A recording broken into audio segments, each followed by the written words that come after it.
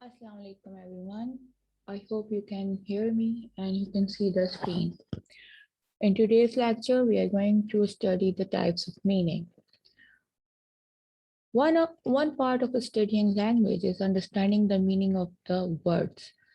जब भी हम कोई लैंग्वेज स्टडी करते हैं, हम उसके वर्ड्स मीनिंग जानने की कोशिश करते हैं, उनको समझने की कोशिश करते हैं. तो हमारे पास मीनिंग्स होते हैं टू टाइप्स के. एक होते हैं डिनोटेटिव और एक होते हैं हमारे पास कॉनोटेटिव. डिनोटेटिव मीनिंग्स वो होते हैं जो कि लिटरली इनकी मीनिंग वैसे ही होते हैं जैसे कि ऑब्जेक्ट हैं. जो भी मीनिंग आपको डिक्शनरी में मिलेगा वो मीनिंग उसका डेनोटेटिव मीनिंग होगा. जब हम किसी लैंग्वेज को पढ़ते हैं तो हम उसके वर्ड्स मीनिंग के ज़रिए उस लैंग्वेज के वर्ड्स और मीनिंग को जानने की कोशिश करते हैं. और वो हमें कहाँ मिलता है? हमें डिक्शनरी में मिलते हैं. ठीक है. तो अब हर जो मीनिंग है, whatever the meaning we are learning, it doesn't have to be the literal meaning of the but is present in the dictionary. ठीक है.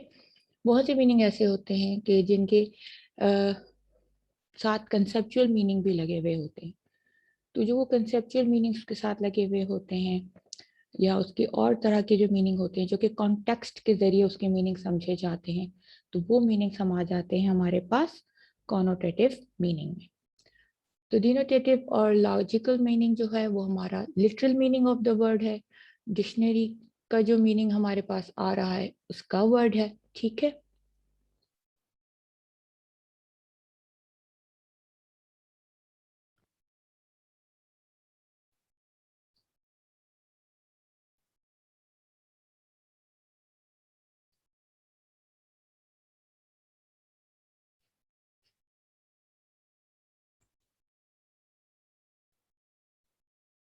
जब कोई मीनिंग किसी के कॉन्टेक्स्ट में समझा जाता है, ठीक है, पहले हम मीनिंग को समझते हैं सिंपल वर्ड्स टू मीनिंग के हिसाब से इन अ डिक्शनरी मीनिंग बुक है, डॉग मीनिंग डॉग है.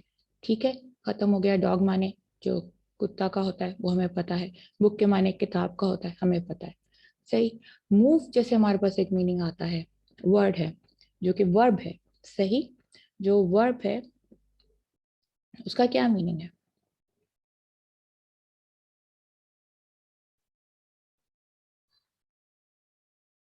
मूव माने मूव करना. ठीक है.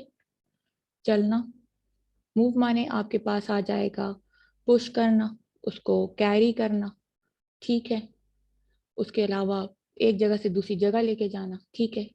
खुद से अपने आप को मूव करना, किसी चीज को मूव करना, हिलाना, हटाना. ठीक है. सही.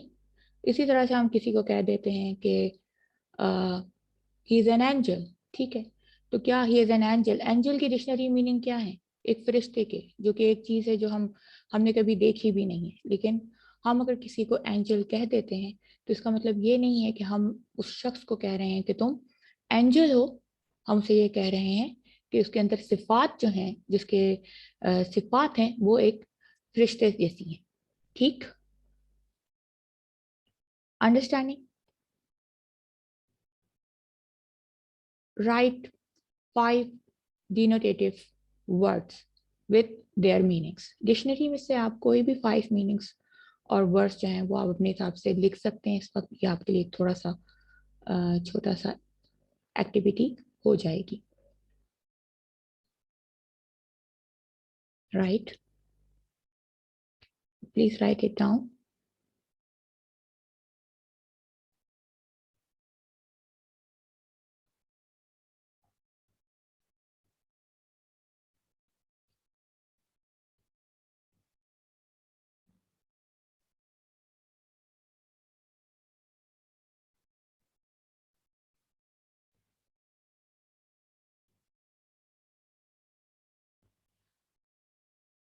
अब हम आते हैं कैनोटेटिव मीनिंग. ठीक है जी. Connotative meaning is suggestive of an associative or a secondary meaning in addition to the primary meaning. यहाँ पे it is something more than a dictionary meaning. ठीक है. वही जो हमने कहा कि हम पहले वर्ड्स मीनिंग को उनको एज इट इज वर्ड्स और उनकी मीनिंग से समझते हैं. जब भी when we are studying any language, then we come to the context of those meanings. ठीक है. जब हमारे पास कॉन्टेक्स्ट आ जाता है तो वो क्या हो रहा है, उसका एसोसिएटिव मीनिंग आ रहा है, उसका सेकेंडरी मीनिंग आ रहा है, additional to the primary meaning आ रहा है। What is additional to the primary meaning? कि जो डिक्शनरी मीनिंग है, कुछ मीनिंग्स ऐसे हैं जो कि डिक्शनरी से बढ़ के आपको मिलेंगे उनके मीनिंग। ठीक है।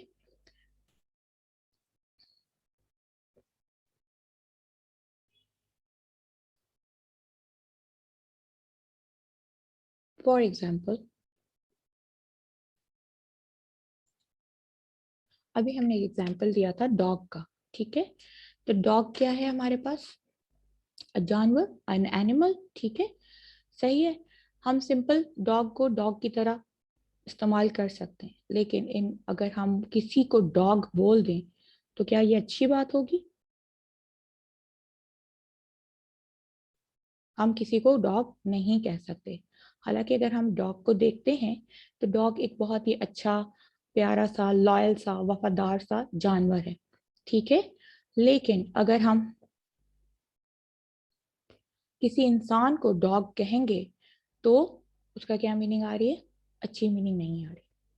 ठीक है, हम वो एक गलत माने में चला जाता है। सही। फिर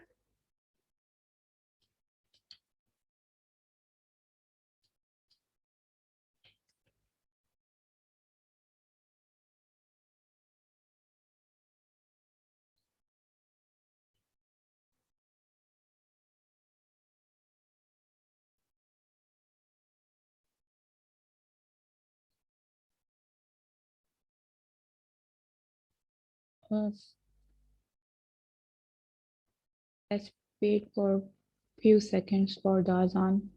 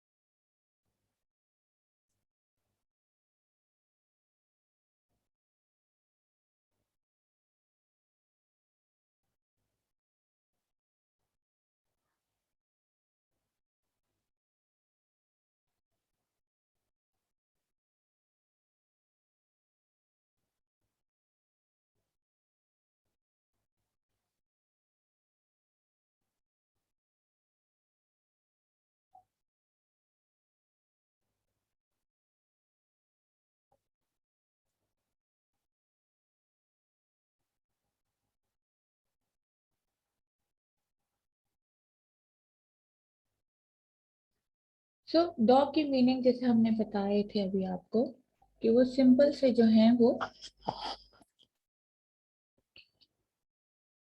एक एनिमल के हैं, लेकिन आप किसी को डॉग नहीं कह सकते, ये एक गाली में शुमार हो जाता है। ठीक है, तो इसका कॉनोटेटिव मीनिंग क्या हुआ? एक मिनट।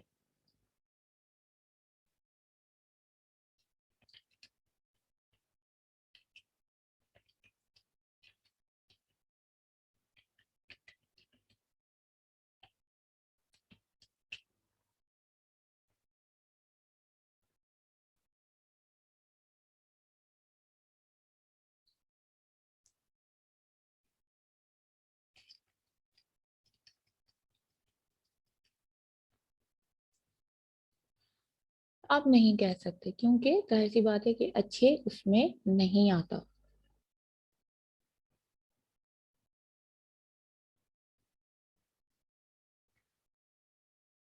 इसी तरह से हम,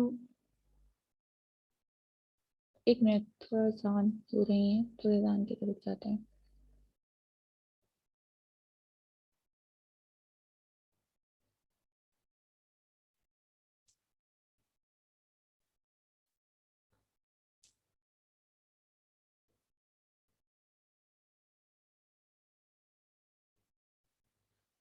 इसी तरह से ऑर्डर, ऑर्डर क्या है?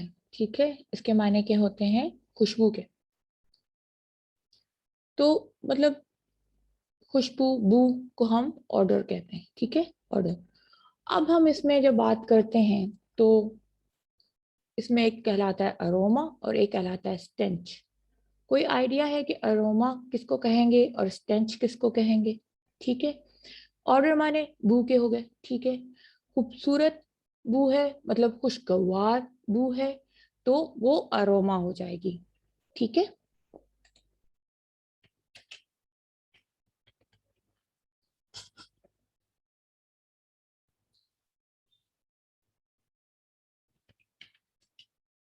अब यहाँ जैसे स्टेंच लिखा हुआ है, तो स्टेंच से आपको वैसे ही पता चल जाएगा कि ये जाहिर सी बात है अनप्लेजेंट। ठीक है, ऑर्डर इज इक्वल टू, आपके पास आया anything which gives out the smell.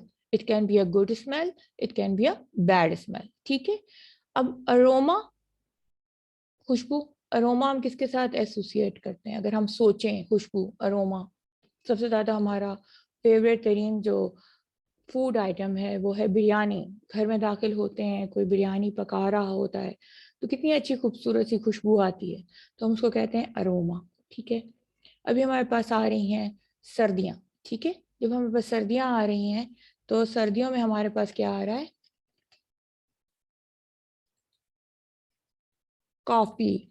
हम पियेंगे कॉफी। और कॉफी की क्या होती है? स्टेंच होती है या अरोमा होता है? बताएं।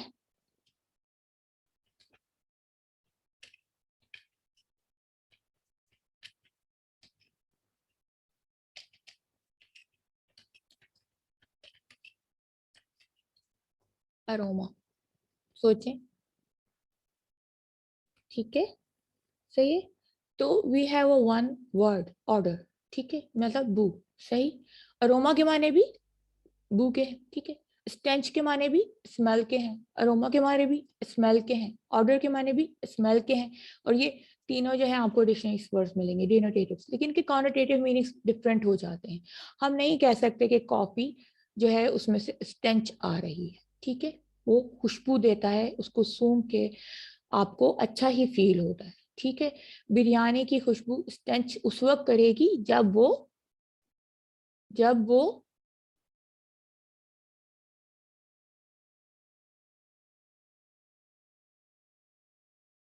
खराब हो गई। ठीक है, सही है। उसकी जो, अगर आपकी बिरयानी खराब हो जाती है तो उसमें से किस तरह की बू आती है? वो आपके लिए एक स्टेंच हो जाएगी। ठीक है, when there are sewage water everywhere there is a stench, there is a smell which is a bad smell everywhere। ठीक है, वह हम परफ्यूम्स लगाते हैं तो गुड स्मेल होती है, हम रूम फ्रेशनर लगाते हैं तो गुड स्मेल होती है। अंडरस्टैंडिंग? तो ये ऑर्डर से हमारे पास टू उसके जो है वो मीनिंग्स आते हैं जो कि अरोमा एंड स्टेंच है, और वो हम फिर एसोसिएट कर रहे हैं, उनको सेकेंडरी मीनिंग दे रहे हैं, इधर दे आर गुड और इधर दे आर बैड।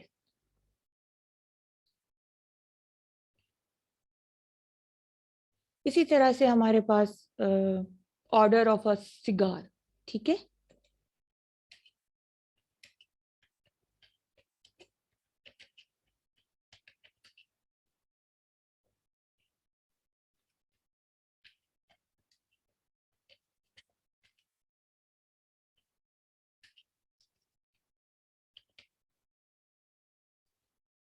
एक सेकेंड,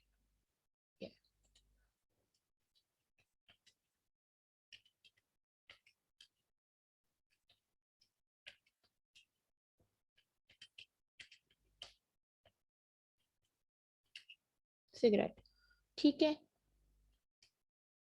ये क्या है हमारे पास, ठीक है। ये क्या आ रही है हमारे पास, सिगार। किसी को अगर आपने पीते हुए देखा हो, तो सिगार की बहुत ही खतरनाक किस्म की जो है वो बू होती है, वो आप बर्दाश्त नहीं कर सकते, सिर्फ वो जो पी रहे होते हैं उन्हीं को होते हैं। इसी तरह से वो एक पाइप होता है, उसकी भी बड़ी खतरनाक पाइप जो होती है, उसकी भी स्मेल जो होती है वो बहुत ही खतरनाक सी होती है, ये बर्दाश्त नहीं होती। इसी तरह से सिगरेट की भी जो होती है वो नहीं होती। तो ये आएंगे आपके पास बैड में, ठीक है। लेकिन बिरयानी, कॉफी और व्हाट, ये आपको देंगे एरोमेटिक, अरोमा देते हैं, ठीक है। इनकी खुशबू जो होती है वो एरोमेटिक होती है, अरोमा देती है आपको, आपको अच्छा फील होता है। तो उसकी ऑर्डर जो है वो पॉजिटिव है, ठीक है। और उनकी जो ऑर्डर है उसकी नेगेटिव कॉनोटेशन है, ठीक है। आप किसी को कह भी सकते हैं शी स्मेल्स लाइक कॉफी और ही स्मेल्स लाइक सिगरेट्स। अगर कोई शख्स किसी को देखे और कोई बोले कि भाई वो बहुत ज़्यादा सिगरेट्स पीता है, तो जाहिर सी बात है उसके लिबास में सिगरेट की खुशबू होगी, तो वो अच्छा इम्प्रेशन नहीं देता, सही। आप उसको बकायदा कहेंगे यू स्मेल लाइक सिगरेट, ठीक है। तो वो एक अच्छी उसके साथ जो है वो बातचीत नहीं बनेगी आपकी, और आपकी कच्ची पर्सनैलिटी की में ये चीज ऐड नहीं होगी, ठीक। फिर हमारे पास आता है आउल, ठीक है। इसकी मीनिंग क्या है, आउल, इसके मायने हैं उल्लू के, ठीक है। हमें पता है इसको कहते हैं उल्लू। ये हमारे पास डिक्शनरी में आ गया हुआ था, ठीक है, हमारे पास आ गया बिल्कुल। अब क्या हुआ कि अगर हम अपनी सोसाइटी में किसी को उल्लू कहेंगे तो वो क्या कहेगा, खुश हो जाएगा। आपने किसी को उल्लू कह दिया तो भाई ये तो जानवर है, ठीक है।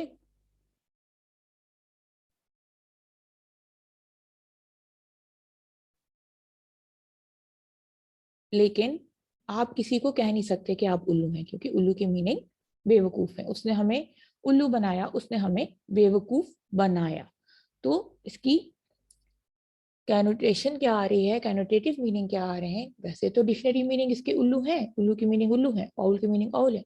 लेकिन इसकी ये कॉनोटेटिव मीनिंग जो हमारे पास आ रहे हैं वो आ रहे हैं बेवकूफ के। हम उल्लू, जानवर को उल्लू कह सकते हैं, ठीक है, लेकिन हम किसी इंसान को ये नहीं कह सकते, ठीक। तो हमें यहाँ पे भी समझ में आती है एक और बात कि connotative meaning depends upon the personal experience, ठीक है। ठीक है, पर्सनल एक्सपीरियंस। अगर आपको सिगरेट की खुशबू अच्छी लगती है तो यू विल लाइक कि मुझे सिगरेट की खुशबू बहुत अच्छी लगती है। यहाँ पे आपका सिगरेट की स्मेल का आपके पर्सनल एक्सपीरियंस से लेके बहुत अच्छा ताल्लुक बन जाएगा, ठीक है। लेकिन अगर आपको अच्छी नहीं लगती तो अलग बात है। लेकिन वैसे इंटरनेशनली, यानी हर जगह पे सिगरेट की खुशबू को खुशबू नहीं कहा जाता, उसको बू ही, बदबू ही कहा जाता है, ठीक है। फिर सोसाइटी टू सोसाइटी जो है वो मीनिंग चेंज होते हैं आपके। अब हमारी सोसाइटी में अगर हम किसी को उल्लू कह दें तो वह नाराज हो जाएगा, ठीक है। लेकिन अगर ऑल को हम वेस्टर्न सोसाइटी में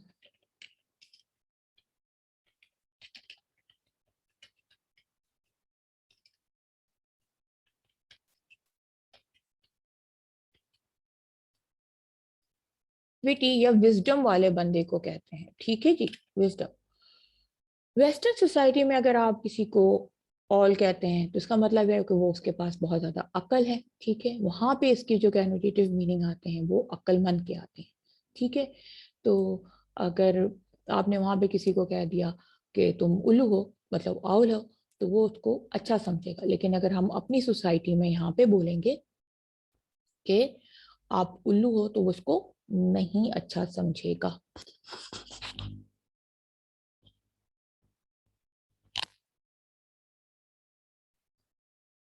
तो यहाँ पे क्या आया कि this type of meaning changes with society to society, ठीक है। सिमिलरली डॉग, जो मैंने भी आपको बताया है, dog in our society is like a गाली, ठीक है। आप नहीं कह सकते, हर सोसाइटी में है, ये बुरा ही समझा जाता है। लेकिन कुछ पार्ट ऑफ कुछ इलाकों में अगर आप किसी को डॉग कहेंगे तो वो इस चीज को ये समझेगा। वेस्टर्न सोसाइटी की बात कर रही हूँ, इसका मतलब है कि वो बहुत चालाक है और वो बहुत शातिर है और उसने अपने आप पे मेहनत करके, मतलब अगर वो गरीब इंसान था तो वो अब आज अमीर हो गया है। तो ये चीज भी उसकी जो है वो एक इस लिहाज से आप उसको कह सकते हैं,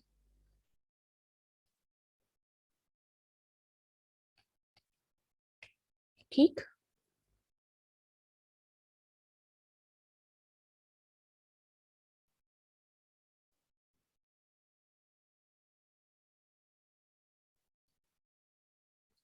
You can write some examples that come into your mind regarding this thing. अपने जहन में जो कुछ आ रहा है उसके बारे में लिखिए यहाँ पे। राइट सम एग्जांपल्स, कुछ आपको ऐसे लगते होंगे जिनके डिनोटेटिव मीनिंग्स और कॉनोटेटिव मीनिंग्स में फर्क है। एक और बहुत जो है वो हमारे यहाँ पे बात हो रही है, वो ये है कि ब्लैक एंड वाइट, ठीक है। In our society, when we talk about it, the connotative meaning, it also depends on the personal experience, the meaning of the changes with the society to society, ठीक है। तो अब हमारी society और waste society की बात करते हैं, पर्सनल लेवल पे बात करते हैं, तो किस तरह से ये चेंज होगी, वो इस तरह से चेंज होंगे कि black, black in our society जो है वो एक बंदा पर्सनल लेके ले सकता है कि भाई ठीक है यार, तुमने मुझे काला कह दिया, ठीक। जो कि एक रंग की मुनासबत से आ जाता है कि भाई एक गोरा है और एक ये काला रंगत है, रंगत जैसे रंगत की बात आ रही है इसमें, ठीक है, सही। लेकिन ये भी अच्छी बात नहीं है, आप किसी को काला या किसी को गोरा आप नहीं कह सकते, ठीक। आप किसी को काला का किसी को गोरा नहीं कह सकते, ये अच्छी बात नहीं है।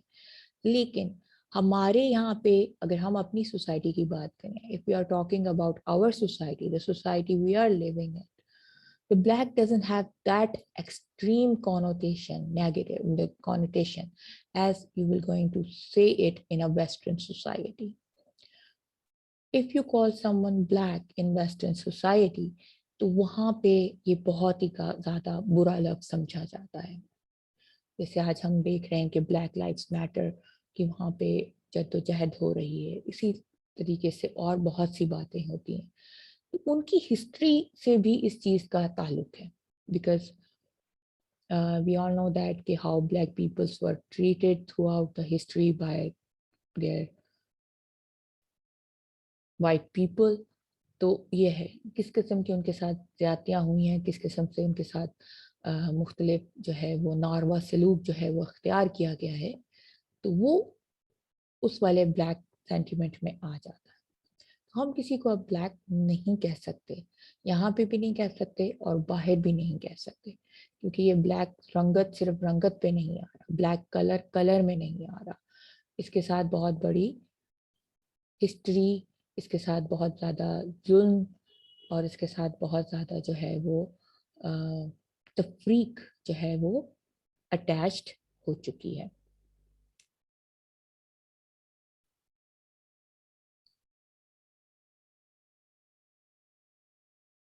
यहाँ पे हम ये चीज़ सोच सकते हैं, एक चीज़ बात समझ सकते हैं कि कैनोटेटिव मीनिंग्स जो होते हैं वो कल्चर और सोसाइटी के लिहाज से भी डेवलप्ड होते हैं। सही? Understanding? Connotative meaning developed also culture के लिहाज से, सोसाइटी के लिहाज से। ठीक है, अब जैसे अगर मैंने आपको एग्जांपल दे दिया ऑल का, डॉग का, ठीक है, ब्लैक का, तो कल्चरली डिफरेंट हो गया, सोसाइटी वाइज डिफरेंट हो गया। वेस्टर्न सोसाइटी में आपके पास ऑल और डॉग जो है कुछ हिस्सों में, ऑल तो हर हिस्सों में अच्छा समझा जाता है, उसमें उसको विजडम कहा जाता है, उसको अकल से तशबीह दी जाती है। ठीक है, कुछ हिस्सों में जो है डॉग को अच्छा अंदाज में देखा जाता है वेस्टर्न सोसाइटी में। लेकिन in our society, in our culture, ठीक है, तो उल्लू और डॉग का कभी भी अच्छा मीनिंग नहीं है। आप किसी को उल्लू नहीं कह सकते, आप किसी को डॉग नहीं कह सकते।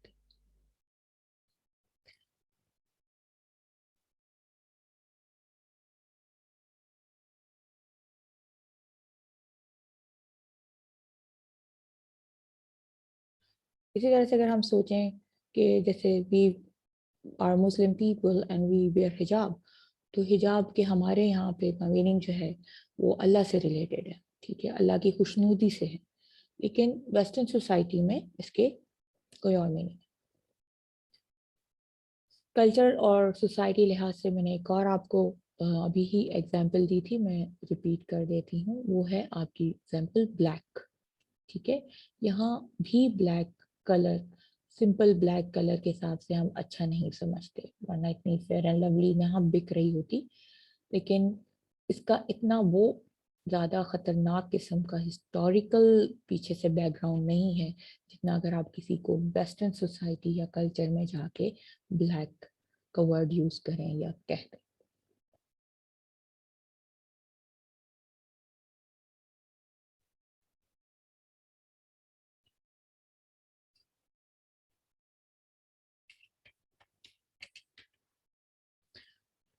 तो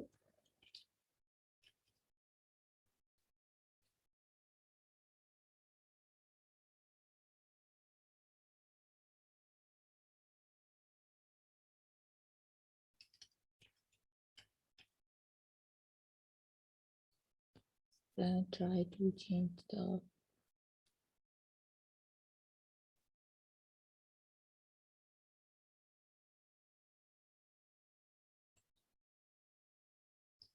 I hope you can see the slide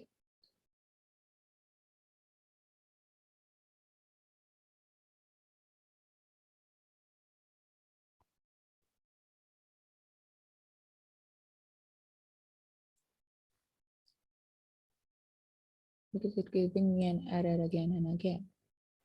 social meaning पे हम आते हैं। ठीक है जी, सोशल मीनिंग्स क्या होते हैं? The meaning conveyed by the piece of language about the social context of its use is called the social meaning. Social meaning is related to the situation in which an utterance is used. ठीक है, it's very easy.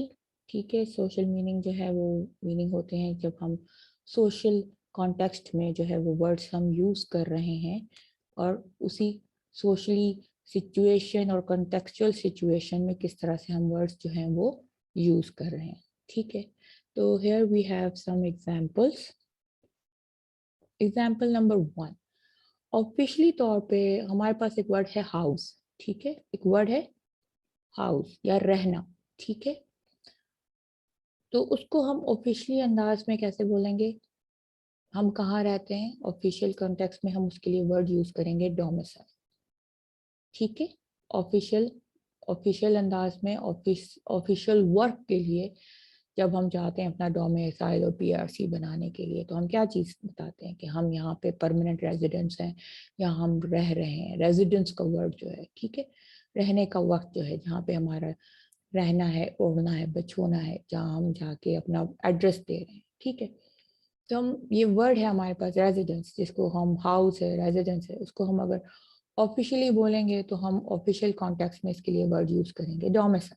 ठीक, फिर हमारे पास formally हम किसी को बताते हैं, किसी को बोलते हैं यार तुम्हारा हाउस किधर है, ठीक है, where do you reside, where is your residence, ठीक है। तो अगर हम बहुत ही ऑफिशियल अल्फाज में बात करना चाहेंगे किसी से, तो हम उसके लिए वर्ड रेजिडेंस इस्तेमाल करेंगे। अब उसी घर को, उसी रहने को, उसी जगह की बात करने को अगर हम जब पोइट्री में बात करते हैं, ठीक है, पोइट्री में बात करते हैं, तो वो अबोर्ड का वर्ड इस्तेमाल किया जाता है। अपने घर का, अपने इलाके का, जहाँ पे आप रह रहे हैं, उसके लिए जो वर्ड इस्तेमाल किया जा रहा है वो पोइट्री में वो किया जा रहा है अबोर्ड।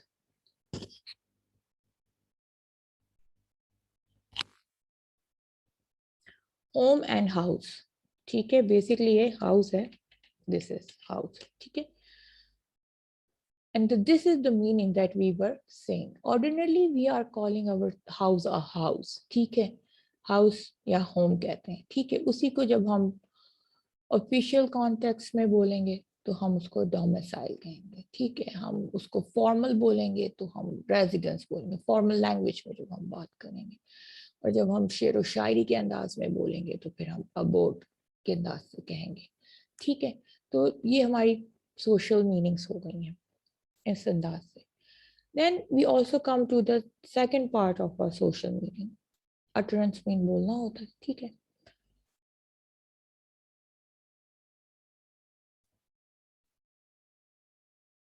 सोशल मीनिंग्स में हमेशा हमारे पास डायलेक्ट्स भी आ जाते हैं, ठीक है। डायलेक्ट्स सबको पता होगा, ठीक है। डायलेक्ट्स में हमारे पास होता है different accent with change of grammar होता है किसी भी लैंग्वेज का, जस्ट इजी वे में, ठीक। तो अब क्या हुआ कि हमारे पास सोशली बहुत सी ऐसे अल्फाज हम इस्तेमाल करते हैं जिसके मीनिंग नहीं होते, मतलब उनके मीनिंग जो होंगे वो बहुत डिफरेंट होंगे, और वो हम अपने डायलेक्ट्स को भी अपनी मीनिंग्स में ले आते हैं, अपनी लैंग्वेज में ले आते हैं। अब हम अपनी लैंग्वेज में कैसे लाते हैं कि जैसे हमारे यहाँ पे टपोरी लैंग्वेज तो इस्तेमाल होती है, ठीक है। हम सभी तकरीबन इंडियन फिल्म्स देखते हैं, इसके अलावा जो कराची में रहने वाले हैं उनकी एक अपनी लैंग्वेज है वो मौजूद है। इसी तरह से हर इलाके की जो एक अपनी लैंग्वेज होती है, तो थोड़ी थोड़ी उसमें ग्रामेटिकल मिस्टेक, ग्रामेटिकल चेंज भी आ जाता है, एक्सेंट चेंज आ जाता है, ठीक है। तो अब अगर मैं ये कहती हूँ कि मैं अगर टपोरी लैंग्वेज बोलती हूँ, हम मुंबई चले जाते हैं या हम कराची में रहते हैं, तो बहुत से ऐसे अल्फाज हम इस्तेमाल करते हैं जो कि नहीं किए जाते सिंपल अंदाज में। अब कैसे सिंपल अंदाज में नहीं किए जाते? करने को, करने को उर्दू में क्या कहते हैं? करना ही कहते हैं ना, ठीक है। लेकिन हम, तुम ये कर लेना, कराची वाला कहेगा तुम ये कर लियो, ठीक है।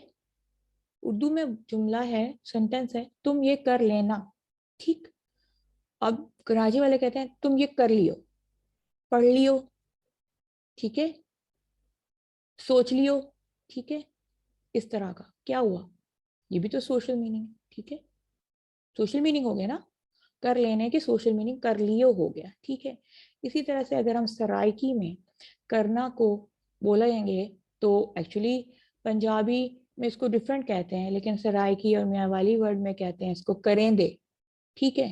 तो अब कर सी से करेंदे, ठीक है, वर्ड तब्दील हो रहे हैं। तो सोशली जो इलाका उसके करीब होगा, जो पंजाब का वो एरिया जिस एरिया में मियाँ वाली सराइकी के लोग बहुत करीब करीब होंगे, तो वो अक्सर इन एक दूसरे के साथ ये अल्फाज जो है वो चेंज कर करके बोल लेंगे। जैसे हम कराची में रहने वाले हैं तो हम अक्सर ये कहते हैं तुम ये कर लेना, तुम ये कर लियो, ये पढ़ लियो, सिंपल। इसी तरह से वो पंजाब वाले जो होंगे जो इसके करीब करीब होंगे वो इस तरह से चेंज हो जाएंगे। तो तुम ये कर लेना, तुम ये कर लियो, दोनों जो हैं वो सोशली एक्सेप्टेड है किसमें? कराची में, ठीक है। कर सो, करें दे एक्सेप्टेड है पंजाब में, ठीक है, सही। इसी तरह से अपन, अपन लोग, अपन लोग का क्या मीनिंग है? अगर मैं आपको कहती हूँ अपन लोग, ठीक है, तो अपन लोग का क्या मतलब है?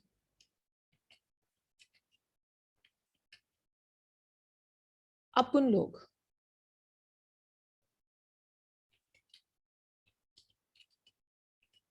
हम लोग। कराची में हम रहते हैं, हम सब ये कहते हैं अपन लोग ये करेंगे, अपन लोग वो करेंगे, अपन ये नहीं करता, अपन वो नहीं करता, ठीक है। हम लोग, ठीक है, अपन माने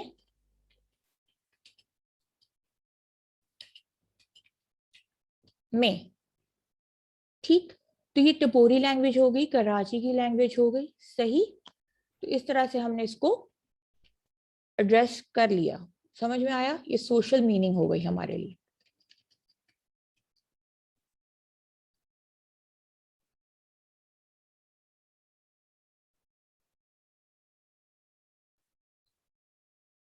एक और हमारा बहुत ही सिंपल से इंग्लिश में होता है, हाउ आर यू, ठीक है, और उसको कहते हैं हाउ यू डूइंग, ठीक है, सही।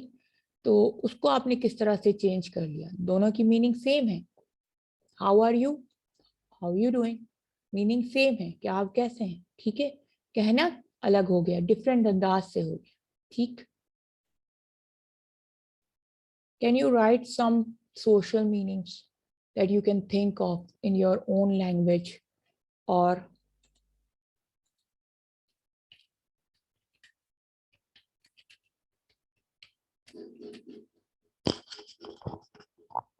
excuse me,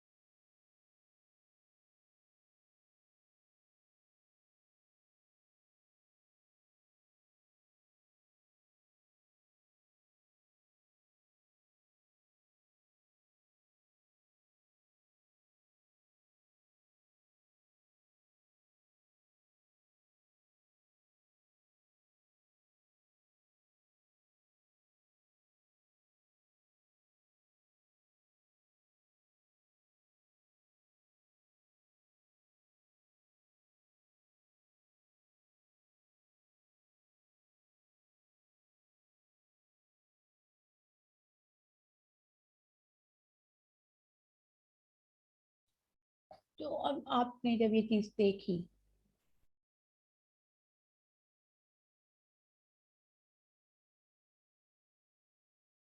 तो आपने समझ में यहाँ तक आ गया होगा। राइट 5 सोशल मीनिंग वर्ड्स और sentences from your mother tongue और इंग्लिश और उर्दू लैंग्वेज में कंपैरिजन में आपने लिखने, क्या करना है आपने? आपने 5 सोशल मीनिंग के वर्ड्स लिख लेने हैं या सेंटेंसेस लिख लेने हैं जो कि आपकी मदर टंग से रिलेटेड हो, उर्दू में या इंग्लिश से रिलेटेड हो, ठीक है जी। This is your activity that you have to do, ठीक। अंडरस्टैंडिंग? चलो, now we come to the affective or emotive meaning. This is also a very important type of meanings, ठीक है जी। और ये हम अभी स्टडी करते हैं।